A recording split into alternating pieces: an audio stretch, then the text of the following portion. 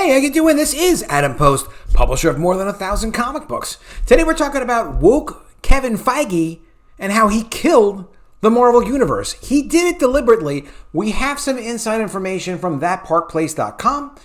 Found this from boundingintocomics.com. Great people, great websites. And, I'll give you the quick summary. The quick summary is this. Feige decided that after they had had so much success with traditional audiences and their traditional storytelling and the universe, that they had it as it was, what they needed to do was make drastic changes to the Marvel Universe. Why? Because supposedly, and this is what's being put out, I don't completely believe this, but this is what the explanation is. The explanation is, China locked us out, and we could never see that coming. We did a lot of business in China, but China was starting to get a little annoyed because they want all the biggest films in China to be Chinese films. So they stopped carrying a lot of the Marvel films. They didn't even carry Shang-Chi. Pretty amazing. So as a result, Kevin Feige got the brilliant idea that he would create diversity, do the representation thing, do the SJW thing, and as a result, bring in brand new audiences. All you have to do is change the character's skin color, and then you're going to go ahead and, you're going to bring in all sorts of people that look like that, because that's the only reason that they would come and enjoy the content. And as far as the existing fans, they're not going to lose them. Why? Because as long as it has a Marvel on it, a Marvel logo, as long as you occasionally throw Spider-Man around, those people aren't going anywhere. Where are they going to go anyway? Now, you might say, didn't they sort of do something like this with Star Wars and it kind of didn't work? And haven't they had some negative results lately? Haven't they seen like there's been a bit of a drop-off?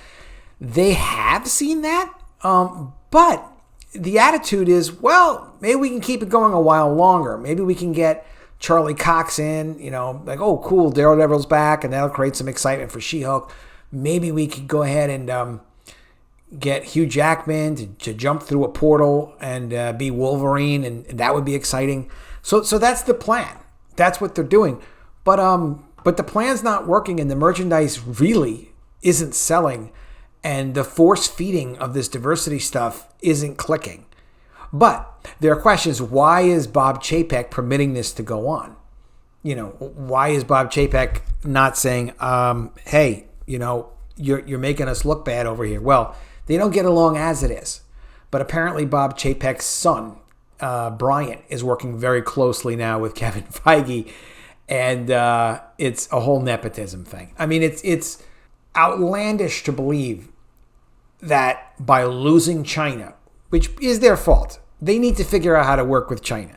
You can't make up for losing China, obviously, by just saying, oh, okay, well, they were Chinese, so let's get black people, we'll get Indian people, trans people, we're just going to get a whole bunch of other kinds of people that are not Chinese, and then maybe we'll even get back China in the future.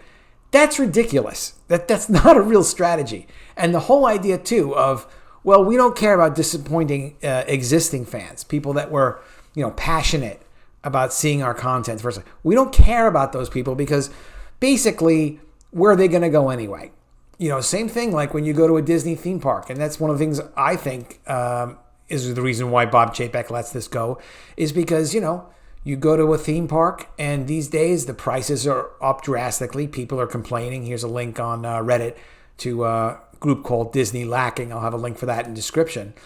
And people are just telling their experiences. Some people are saying, it's not that bad. And other people are saying, it is ridiculous. I go there, I'm spending all this money.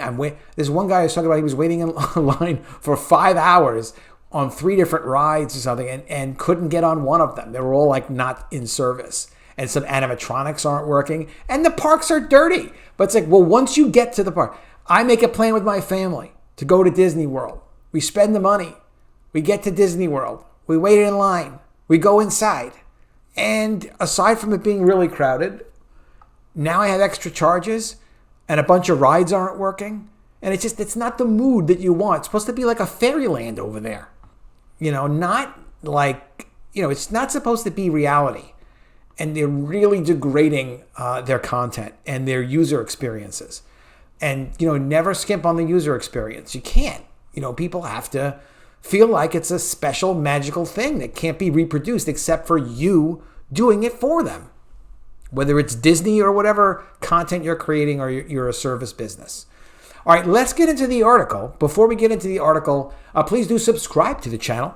Click the bell for notifications and give me a thumbs up when you like it because it is an enormous help. I mean, the channel has been building really well. I really appreciate you guys. And I have some of my own comics projects I'm working on now. I just need my channel to get a little bit more momentum, and then we're good to go. All right, I'm going to let everybody know what I'm doing. An insider from Marvel has reached out with key pieces of information that help explain what is going on and why Bob Chapek allows it. This is coming from thatparkplace.com. I saw it last night in Bounding Into Comics. Great website. Also check them out. Make sure I have a link there in the description. And, here's what they explain. So they were first talking about toys. We did a video a couple days ago or a week ago about how woke toys aren't selling. And this is insider information. And we kind of know this. You kind of know this just to even go to a local store and see, like, why is this stuff sitting around? and how is this making money? And, it's not. So what's going on right now with Marvel is the same thing that happened with Star Wars. It's a vicious loop. It all comes down to two big factors, China and ego. On the China side, Marvel is dead in China. Not the brand, the sales, which is the revenue. They can't get money out of China. The Chinese government wants to play hardball, wants to cut off all of the MCU from their box office. It's all politics and propaganda. They want the biggest movies made in China, playing in China. So the big movies need to be made in China, and not just Marvel made in China. They want Chinese movies. And they have had some big Chinese movies. I don't have the names in front of me, but they've started to do this. And how are they able to do it? Because they leveraged off of the MCU.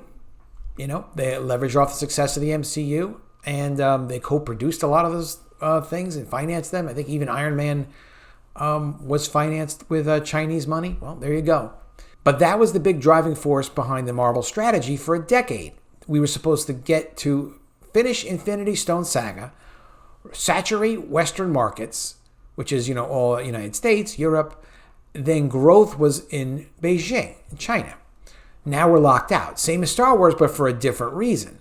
Lucasfilm mismanaged Star Wars in China, made it all too hard to get into for an audience that was new. So that killed the market. Not sure if you're aware of this or not, but I did a video on this maybe about 2 years ago. They're starting to create original Star Wars stories in China, in just books for now, I think. But you'll see more of like a version of Star Wars that is, Chinese communist approved, basically, original material for Star Wars for that market. Lucasfilm mismanaged Star Wars in China, made it all too hard to get into for an audience that was new, and that killed the market. Now, how simple is this?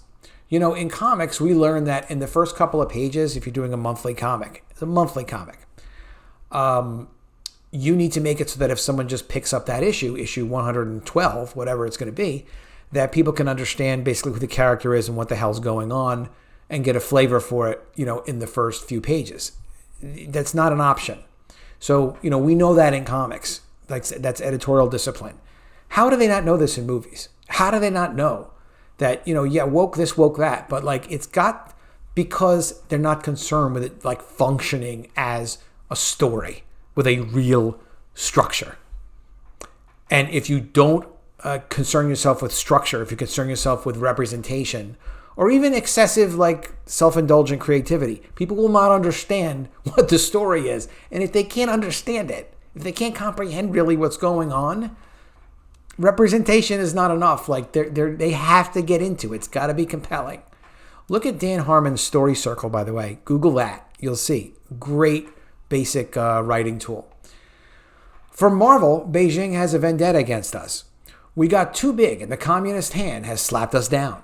So now we have to find a new place to grow. That's why we pushed hard into diversity. I've read this numerous times now, and I'm like, I can't believe they thought this would work.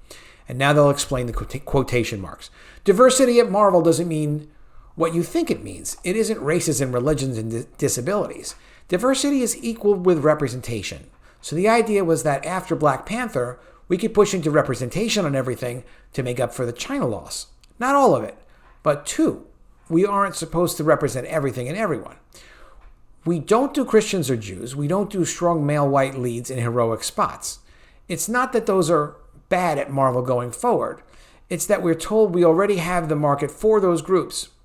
Why make more of something when you can slow burn your big stuff for those demographics and parents keep buying it at the same rate? So the premise is we already got Christians and Jews. We have the people that are interested in strong white male leads, and we'll just call them toxic fans. We'll tell them that they're haters or something or racist if they don't like whatever we do with the rest of the characters and change the characters around.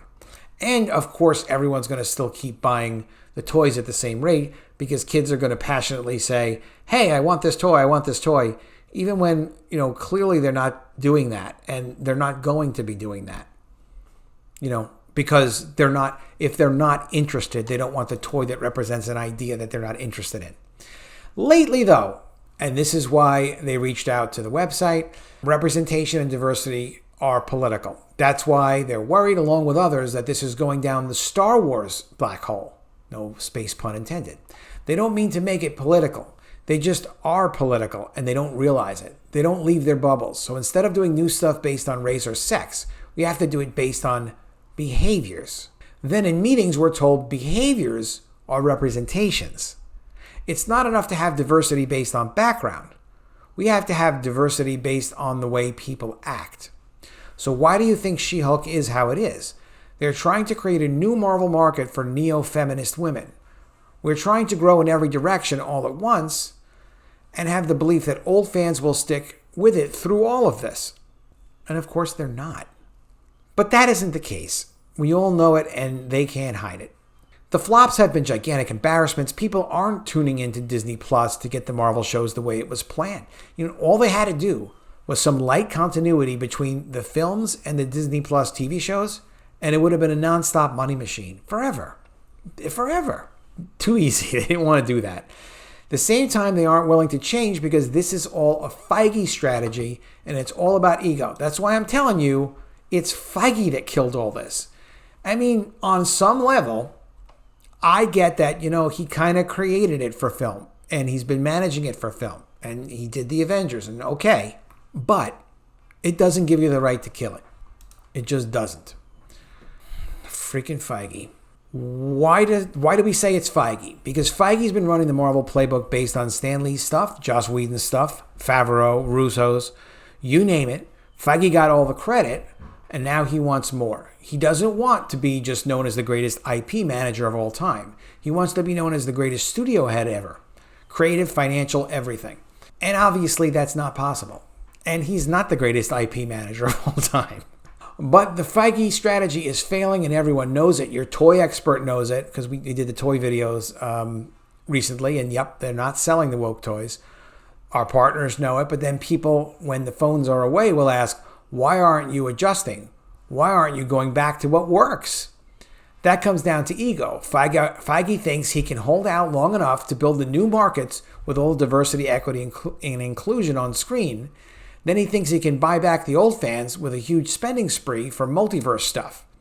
They're bringing everybody back they can get. Anybody who worked on anything, Marvel Plus, and more. Money is being thrown at the problem like crazy. Maybe not into Robert Downey Jr. because that relationship has been blown up. Which just goes to show you, that was Marvel. Getting Robert Downey Jr. for Iron Man was great. He was handled perfectly. The film was a great film. I really like the film. I go back and watch it every now and then. Structurally very good. A lot of fun. Just felt like a classic Marvel project. It felt like good old Marvel comics. And you know what? It'll work for a little while to bring back people. Bring back Hugh Jackman, right? When Jackman Wolverine shows up through a portal, fans will go nuts, just like for Spider-Man. But then what? That's the Star Wars problem. We're going to blow everything on getting fans back, but the holes will still be there. After we spend all this money, all this investment, Feige will still push diversity, equity, inclusion, and new stories so he can change his legacy. It won't work in the long run. Now, you might ask why Bob Chapek is letting it happen. He came down hard on Lucasfilm and Pixar. The people working there are at their lowest morale. Very little coming to theaters. Their creative control dropped. How do you take creative control away from Pixar? Like, didn't they prove themselves enough? Pixar is like nothing else in the world, and they're ruining it. So why not the same for Marvel? Run-of-the-mill analysts don't understand it either. Bob and Kevin dislike each other, so why does Marvel still push farther and farther? 2 points on that. Bob Chapek says he wants to get the company out of politics. Company policy is coming. Everybody knows it, but Bob doesn't want out of politics the way you guys think. He wants Disney out of policy, but he wants to go hard at the representation we talked about. Only one direction, though. It's money. They already have the white market, the Christian market, the moderates market, and they don't boycott. At least they didn't. Strategy might change now that we're seeing a drop. They lose all the momentum. So maybe they make some changes in strategy, but they're going to lose all the momentum that they built up. They already have lost the momentum. People don't have the same enthusiasm they used to have about seeing a Marvel movie. That's a disaster. That's disastrous. But even if he wants Disney out of the political sausage making, he still wants into the alphabet issues. He wants into behavior stuff. That's where they believe the new markets are. They want minority Disney Plus ratios up. They want single woman merchandise sales up. Feige is using what we lovingly call the KF-C model to protect himself from Bob Chapek. If you really want to know how Bob is kept hands off on Marvel, even though Thor came in under our desires, Strange had a big drop-off, Doctor Strange, you need to know the thing looking at you right in the face. Feige has a Chapek at his side. Brian. Bob's son, Brian, has been accelerated up the company. He was a major producer on Thor 4. It pisses off so many people at the studio because it's blatant nepotism. But it keeps Bob at bay, and Brian is totally on board with everything Feige is about. Not to be mean, but Brian isn't the sharpest. He's nice, but he's nowhere close to good enough to be where he is right now. But Feige is grooming him, perhaps not literally, but perhaps literally, to support what Marvel does, and then Daddy Chapek doesn't want to go against Junior. But then, too, Feige doesn't let Junior get big enough that he's any sort of threat at Marvel. They do stuff like make baby Thor be Bob Chapek's grandson to keep everyone happy. How ridiculous is that? We'll end the message there for now. There's a bit more, some of it harder to scrub of identifying material. Hopefully we can get a follow-up from the source on some questions we have, and we can run an additional article in the near future. So we'll keep an eye on that. So apparently, it really is amazing that the source is claiming that Marvel's push into woke diversity is nothing more than a growth strategy, and they really think it's going to work, and they really think that conservatives and people who actually loved Marvel and would never think of exploiting Marvel like this, they just think those people will hang on in because occasionally they'll throw Spider-Man around or Wolverine or some big budget film. You know, clearly that's not going to work. Replacing Iron Man, they really think that's going to work?